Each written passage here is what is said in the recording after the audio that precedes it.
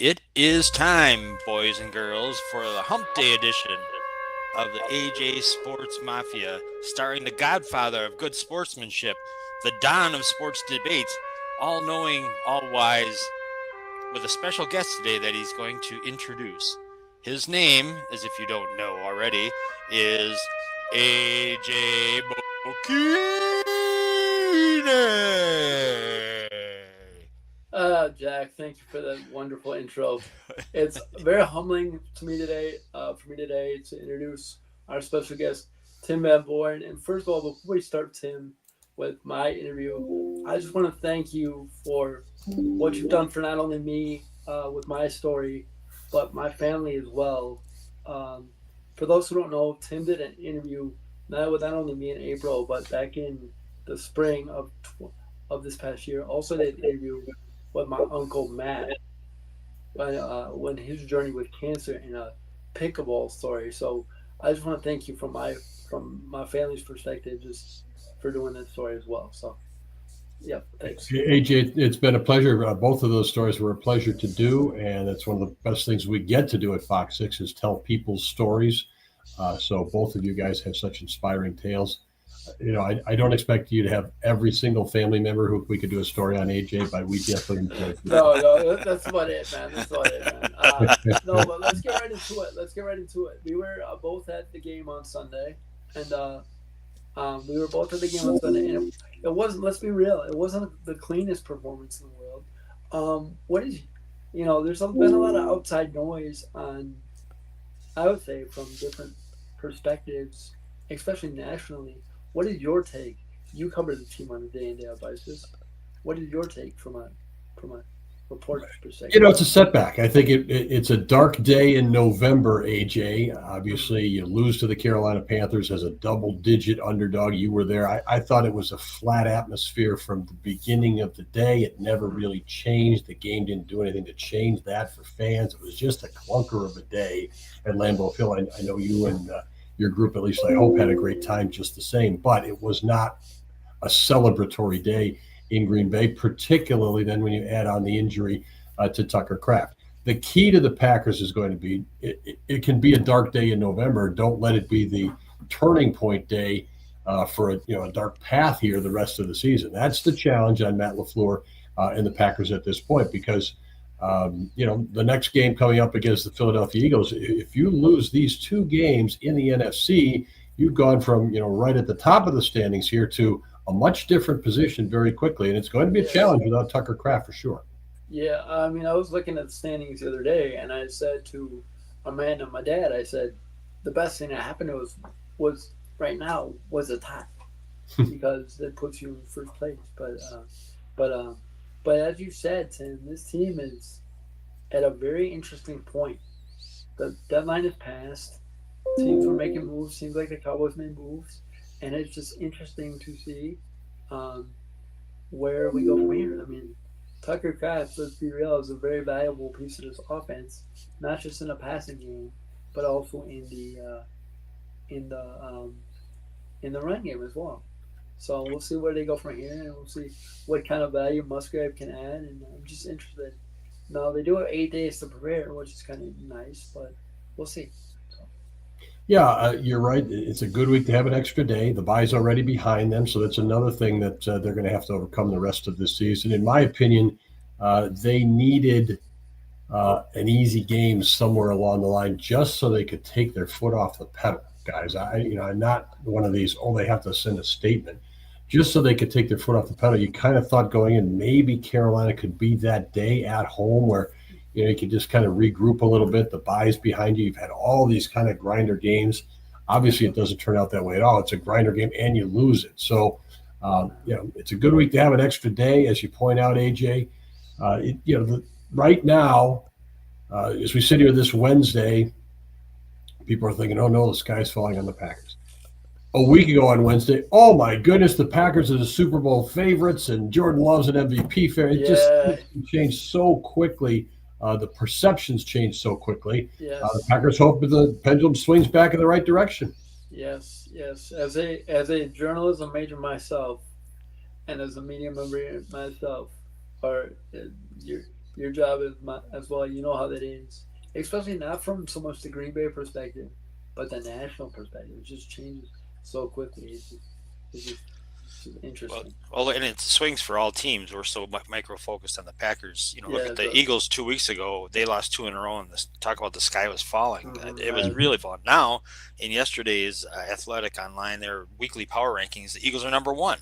So, I mean, everybody is going through this. It doesn't feel like everybody's going through this. It feels like we're the only ones who are going through this. But the reality is, it's happening to a lot of teams. Yeah, the injury list on Sunday Night Football. They showed it on Sunday Night Football. It was a major injuries from Sunday. And I think it was 9 or 10 deep of guys that everybody knows. I think it started with C.J. Stroud and Tucker Kraft from somewhere in the middle. But it's just it's a week-to-week league, and depth is going to be very key. So.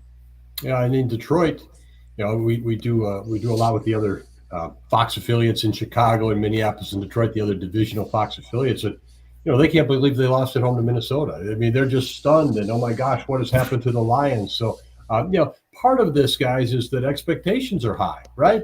A lot of other cities around the country or fan bases around the country are not expecting their team to win every time out. So it's a different perspective as you get into things here in Green Bay, and Detroit, and people expect win after win after win. Yeah, exactly. It's the expectations, and it's almost the standard at this point in that organization. People look at it, and I joke around with my dad, and I said, every Packers quarterback won at 27, but that's kind of the standard at this point. We're so blessed, and I'm so blessed that I'm 30 years old and haven't seen a quote unquote average Packers quarterback since I was 3 years old. So I'm kind of in the camp of, it's almost like a week to week, but you can't, like you said, you can't ride with the emotions, because if you do, it's just gonna burn you out at the end of the year. So it's kind of cool. Well, you could come to Jack and me if you need some stories about previous Packers teams. Yeah, I've heard some stories. My dad is a secondary Steelers fan, so he's told me some stories about some of these Packers teams. Yeah, it's the Packers when I was growing up were like the Badgers are now, unfortunately, in football. Yeah. It was like you just don't want to your expectation. Talk about you just don't want them to get beat that badly. You didn't want them on national TV because you didn't want everybody seeing your team going down. Exactly. So Tim, let's we'll get off the Packers for a second. I want to get into a bit about how we know each other. For those who don't know, Tim and I crossed paths. I think the first time we crossed paths was a Chinooks game, ironically. I was working in an ice cream stand. If you remember this, Tim, I was working in an ice cream stand. I was with my job coach, Phil, and I looked at Phil. I said, it'd be really cool if I could get him a book. And here we are 4 years later. And Tim did the story on me in April. And, it's been a crazy ride ever since. So I just, let's get it. Homestead has been a good blessing for me. And I know your kids went to Homestead, Tim. So it's been a great, now on the academic side of things, it's been great getting to know you and getting to know the people at Fox and even Mickey. It was so great to me, and it's been fun. So let's get into a little bit of that if we could. Well, sure, yeah.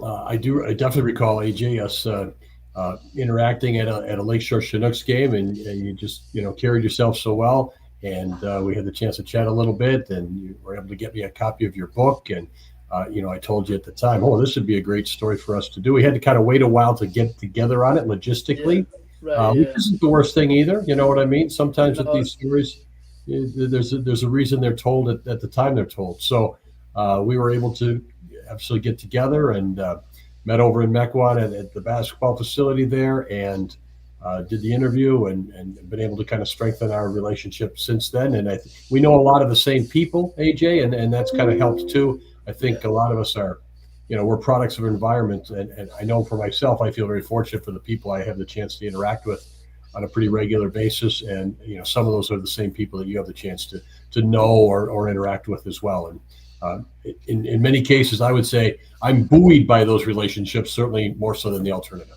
Yeah. Now, Tim, have you been to the new facility in Saco? The new Chapman facility? I drive by it on the way to Green Bay all the time, AJ, but I have not been in there. It's so nice. I'm very curious because I work there as well on a couple nights a week, and I'm very curious because right now it seems really, the gym itself seems really active, but the area that's going to go around it is also going to be, I think, a hot spot in the county. So it should be very interesting to see how that develops as well. Yeah, big area for development for sure. Ambitious plans there in Saukville, and a lot of things are already up, but obviously more things are coming as well. I do look forward to getting in there. Joe Chapman's a guy that we've seen kind of come to Milwaukee, play basketball at Marquette. Look where his life has gone since the doors that have opened for him, and he's been able to open. So just kind of cool to see stories like that as well. Yeah. Jack, I know I've kind of taken the reins here, but I'm used to that, AJ. Go ahead. It's as usual for me. I'm just here for the ride. The only thing that I'm angry about is you got the dang Homestead thing in again, as usual. He's just Tim, I can't believe you let your kids go to Homestead. That's terrible. I'm a Cedarbrook Bulldog, so the rivalry just is ongoing. Yeah, I understand where you're coming from there, Jack. So we both have to remain loyal to our spots, right? That's right. I got you. So, Tim, let me ask you something. What, you are in Green Bay most of the week during the season, correct? Oh yeah. What is a typical week in the life of let's say a week of a home game look like for you? Week of a home game. It will depend on what happens the week before. So say, for instance, the Packers have played on the road the week before. I'm generally traveling back to Milwaukee on Monday. People sometimes ask, can you fly out on Sunday? No, we can't because we do the Fox 6 Sports Blitz on location on Sunday night. So Monday becomes a travel day back from a road game. So let's use that as an idea for a week. Monday's a travel day back. Tuesday, a lot of the time, I'll be in the office at Fox 6. I anchor the shows when I'm here, and it's a chance to kind of catch up. A lot of things happen during the fall. You have to, kind of stay on top of and interact with people here in the building. So that's usually Tuesday. Wednesday, right back up to Green Bay for Packers practice, Packers interviews, etc. Thursday, sometimes we'll be back in Green Bay, or we'll stay Wednesday night. If it's a big week, cover practice again on Thursday. Sometimes I'll be back in the building on Thursday. Kind of depends on how the week would go. Try to get off Friday or Friday and Saturday, but this time of year, the Bucks come in or Badger football or whatever it else might be. But let's say theoretically maybe off on Friday, Saturday, and then back up to Green Bay on Sunday. If it's a noon game on a Sunday, we leave the station at 7:30 or so, and then we work through the Fox 6 Sports Blitz, which ends at 11 p.m. Wow. And then we usually have our sports meeting to kind of set up the next week. So it's easily midnight or later to get out on a Sunday night. So a Packer noon home game day is quite a long day, but that's where the action is, and that's what a lot of people would love to be able to do, is see the Packers play and talk about the Packers. Now, do you always have the blitz at 11:35 regardless of game time? Yeah, every Sunday night at 10:30 actually, unless the Packers play on a Sunday night, we'll start it at 11. But that's our Sunday night kind of capper to the week. So Brandon Cruz and Lily Zhao join me for that show every Sunday night. If the Packers are on the road, I'll join them from location, Phoenix or Pittsburgh or wherever it might be, and they'll be in studio. That's cool. That is quite the long week for you. That is quite a... It is. Fall is a busy... Yeah, fall's a busy time anyway, and this year the Packers had a lot of road games at the beginning of the year, so we've had a lot of trips.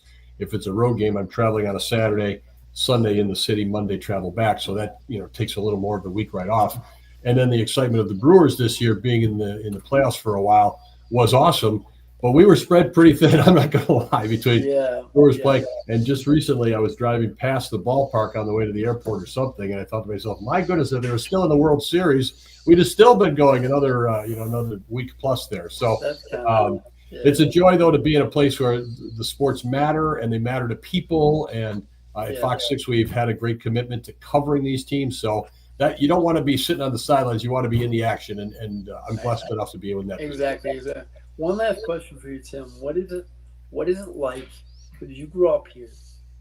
What is it like going from a kid who loves sports to growing up and now being able to do that for a living? Well, I always say no one's caught on yet, AJ. I mean, that's kind of the deal. Like Jack, I was, at halftime out in the Packer games playing outside in the yard because the games were going nowhere. But we all grew up with it. Was the Sunday routine. That's what we did. Then you ran outside and played football at halftime because, that's where things were going. Yeah, right. So to be around all these years later and getting to talk about the Packers and the Brewers and the Bucks and Marquette and the Badgers, and you pick it. It's terrific, and to be able to do it in the place I grew up and watching those teams. I worked for a little while in Illinois, and it was terrific and a great place to get experience, et cetera. But it's not the same as covering the team you grew up watching and the teams you grew up watching, and kind of knowing how people react to Packer wins or Packer losses, and the appreciation for people of our era, Jack and I, as opposed to you youngsters, AJ. Yeah, right. I'm still kind of appreciating this for the Packers because I will still say one of the most memorable things I ever did was cover Super Bowl 31 because the Packers were in the Super Bowl. How in the world did the Packers get back to the Super Bowl? And since then, they've been Super Bowl contenders most years in and out, which is crazy. Yeah, that's cool. That's cool. Jack, well, first of all, thank you, Tim, for your time. It was been an honor, and I'm sure we'll cross paths again soon. I did, yeah. So it'll be fun. It's been fun to watch you and follow you, and especially since the story's been out. I know we got a lot of comments on the story. In fact, I'll share one story with you, Tim, real quick. I gave a speech in Watertown last week, I think it was. And this lady, I never met the lady in my life, and she looks at me, she goes, "Were you on the news recently?" I said, "Yep, that was me." And the lady goes, I'm like, and then later on, I look at to get a text from my mom. I get a text from my mom, and I go, the lady ordered a book, so it's been kind of cool to just follow the journey, keep the journey going from your story. And from my perspective, too, I use your story in most of my presentations, so I appreciate that too. Well, that's wonderful to hear and flattering. But as I told you at the time, and as we like to try to do, we're just reflecting your story, AJ. Maybe it gets to a wider audience because of that, but you are who you are. Your story lives in and of itself. So we're just kind of the vehicle to get the story out there, and it's one of the best things we get to do at Fox 6. Excuse me, AJ. Last night, the guy who puts this show together and I were able to give a presentation to the Friends of the Cedarburg Library, who was the group that helped fund the station as it is for the Cedarburg Public Library, and they were very, very grateful to both of you, AJ, for your story and how you've grown and what you've done in the world and continue to do, and Tim, for you reflecting, as you said, and shining a light on AJ. The only downside to it I see is his head keeps getting bigger every day. It's harder and harder to deal with him. But besides that, it's a great thing that for people to see someone who turns their life into a platform to help others, and you've both done that. So everybody from the Cedarburg Public Library Friends really would like to thank you for that, because you both are doing a heck of a job. Well, from my standpoint, very nice to hear that. Like you, I'm concerned, Jack, when you're just driving around the Ozaukee County somewhere, and AJ's going to roll by, and he's got that Godfather intro just flaring out the speakers around the town. And that is concerning, but that's the status he's reached. Hey, Tim, let me just say this. There's a reason they don't give me my license in this town, and that's because I would never drive straight. So we're all good together. So I'll stay off the roads, and anytime you see me, you'll probably see my father too. So it's all good.